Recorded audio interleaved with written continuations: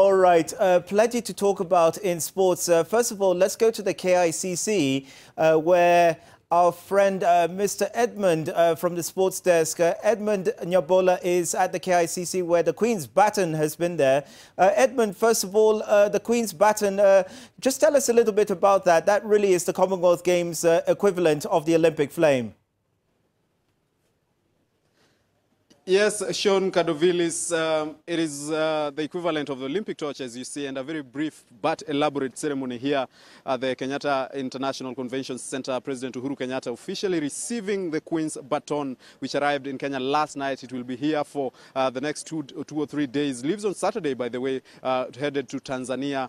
And there were some remarks that were made during the handover ceremony. Before the remarks, of course, we had Gideon Sam, the Vice President of the Commonwealth Games Federation, just bringing the baton onto the dais, where he handed it over to David Rudisha and Milka Chemu's, the former world 3,000 meter steeplechase champion, who then handed it over to the president in a very colorful ceremony of sorts. We had those shots, and you could see the baton itself, the handover ceremony, and how it looked. Just like I said earlier, it's about building excitement towards the Commonwealth Games 2018 at the Gold Coast in Queensland, Australia, which begin on April 4th to 15th in 2018 at the Gold Coast in Australia. So the speeches as well were made, and the president of the National Olympic Committee of Kenya, Kipchoge Keino, saying that the baton will go to Eldoret, and E10, of course, being the hub of athletics in the country, as well as E10, where most of the marathon runners train, and also it leaves on 8th April for Tanzania.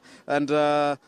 Wario also spoke, just giving a brief about what really the baton relay is about to the president when he got the chance to make his speech. But when the president stood, of course, he thanked the athletes for putting Kenya on the world map every now and again in all the international competitions they take part in, as well as saying that his government will back all the athletes in terms of all the financial support, all the necessary support that they need really to take part in the events that they do, beginning with the World Under-18 Championships, which takes place here in Kenya in July this year, of course. And speaking about the events that we are about to host, the president also said that his government is committed towards ensuring that Kenya really prepares and is ready in time for those specific events. Speaking of the World Under-18 Championships this year, and of course the African Nations Championship, or CHAN if you like, 2018, which is a football extravaganza, will be hosted here in Kenya as well. He also said that he's working towards the promise of the 5 new stadia that his government promised during the campaigns in their manifesto, really,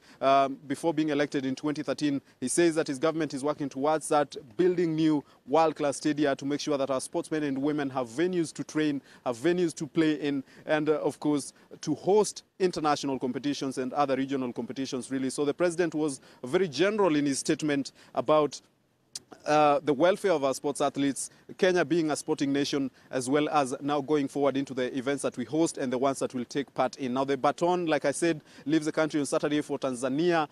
240,000 kilometers to be covered across 388 days, all 71 nations and territories of the Commonwealth. And of course, as was mentioned there by Sharad Rao, there is a message from the Queen tucked inside that baton, and that message will be opened on the day of the opening ceremony of the Games on April 4th, 2018, and the Queen will read it out loud to all the participants, all the nations taking part in the Games, and at that point, then the Games will begin. Now, it means that our national federations will then start preparing their teams, hold trials, and then present the names of the athletes they will have selected to the National Olympic Committee, and then we'll start preparing for that event, Sean. So, quite an elaborate event here. It was very short and brief, but also a few of the fans and the sports personalities who were here got a chance to take pictures with the baton as well as it left. It's headed to Parliament right now, and the president, of course, has left. Sean.